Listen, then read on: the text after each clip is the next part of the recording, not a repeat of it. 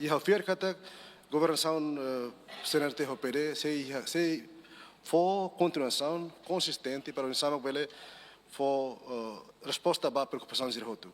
E cusliu lá a partir de uma hoje campanha hoje maiukun abandar essas caroras mais nem é impossível.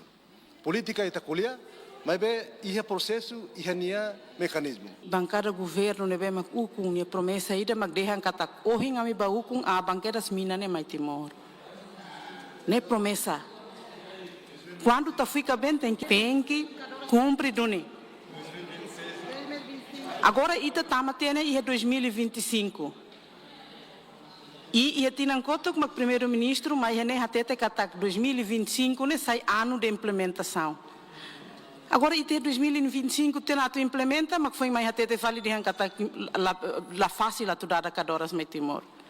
Então, todo 2028, se tu não falar para dentro, foto antina lima mais para a minha tua agora, mas foi bahalo tang.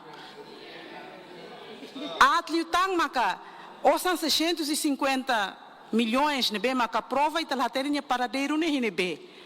Intenção se osam 650 milhões ne até de hankatak bele aumenta tan receita mai Timor li husi exploração minerai mina matansira mas bida ne laiha então honu ne maka itare kata governação idane itare buat ne be maka halo teona quando uluk de hankata que plano estratégico de desenvolvimento de hankata tem que curto médio longo prazo idane me takara katingi e para tu atingir ne mak tem que halo ona cria infraestrutura resuai para bele halo refinaria robo terceiro mas tô aí com os investimentos ne em vão lá contia tambasa agora tem que tal fila fale osna mahalo estrutura viabilidade que tal osna mahalo fale infraestrutura que agora mais fale tanha na tarbora